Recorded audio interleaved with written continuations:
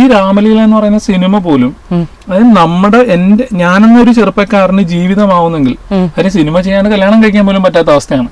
അങ്ങനെ ജീവിതമാവുന്നെങ്കിൽ ജീവിതമാകാൻ വേണ്ടിയും കൂടിയാണ് ദിലീപ്. അത് ഈ പ്രോജക്റ്റ് എല്ലാവരും ഉപേക്ഷിച്ചതാണ്.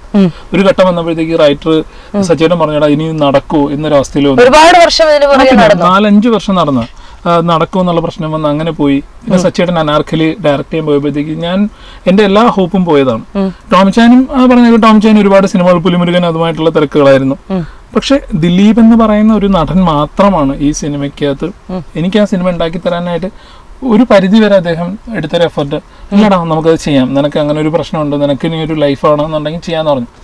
ഇപ്പം എന്റെ പടത്തിന്റെ പൂജയുടെ അന്ന് എന്റെ അമ്മയെ ഞാൻ ഇൻട്രൊഡ്യൂസ് ചെയ്തിരുന്നു ദിലീപനെ ഇൻട്രൊഡ്യൂസ് ചെയ്യുന്ന സമയത്ത് വിളക്കെത്തിക്കുന്ന സമയമാകുമ്പോൾ എല്ലാവരും വന്ന് വിളക്കെത്തിക്കാൻ വന്നപ്പോഴത്തേക്കും ദിലീപന് വിളക്കെടുത്ത് കൊടുത്തപ്പോൾ ദിലീപേട്ടൻ പറഞ്ഞു, അല്ല അരുണിന്റെ അമ്മ ഉണ്ടല്ലോ, അരുണിന്റെ അമ്മയെ വിളിക്കാം, ആദ്യം അരുണിന്റെ അമ്മ തീരട്ടെ എന്ന് പറഞ്ഞു. എന്റെ അമ്മയാണോ വന്ന് വിളക്കെത്തിക്കുന്നത്. അന്ന് എന്റെ അമ്മ എനിക്ക് അത് കഴിഞ്ഞിട്ട് അമ്മ പറഞ്ഞു, എന്തൊരു മനുഷ്യനാണ് പുള്ളി. അത് കഴിഞ്ഞ് രണ്ടാമത് ചെയ്ത പടം 21ാം നൂറ്റാണ്ടെന്ന് പറയുന്നത്. പക്ഷെ അത് ഒരു രാമലീല പോലെ ഒരു സൂപ്പർ ഹിറ്റിലേക്ക് അതിനെത്താൻ പറ്റിയില്ല. എന്നാൽ ഒരുപാട് ഹൈപ്പ് ഉണ്ടായിരുന്നു താനും അല്ലെ.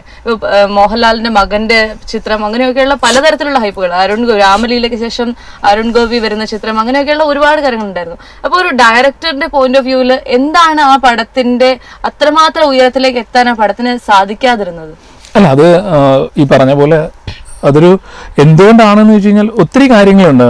ഒരുപക്ഷെ പ്രധാനപ്പെട്ട കാരണം ഞാനെന്ന് പറയുന്ന എഴുത്തുകാരന്റെ കുഴപ്പമായിരുന്നു. അപ്പം അത് വേണ്ടത്ര ശ്രദ്ധയിൽ എനിക്ക് അത് വർക്ക് ചെയ്യാൻ പറ്റിയിട്ടുണ്ടാവില്ല. പിന്നെ എനിക്ക് ഒരു കൃത്യമായ സമയം കിട്ടാതെ പോയി. പിന്നെ ഞാനൊരു സംവിധായകൻ എന്ന നിലയിൽ റിലീസിനോട് അടുക്കുന്ന ദിവസങ്ങളിൽ ഞാൻ എടുക്കേണ്ട ചില തീരുമാനങ്ങൾ എനിക്ക് എടുക്കാൻ പറ്റാതെ പോയി.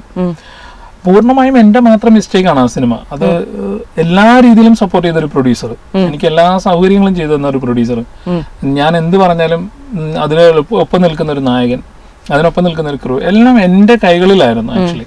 അപ്പൊ അതിനൊരു മിസ്റ്റേക്ക് സംഭവിച്ചത് അതിന്റെ കാരണം ഞാൻ മാത്രമാണ്. അല്ലാണ്ട് അത് വേറൊരാൾക്കും ആ പരാജയത്തിൽ അവകാശമില്ല, അല്ലെങ്കിൽ ആരെങ്കിലും ചോദിച്ചാലും ഞാൻ കൊടുക്കത്തുമില്ല.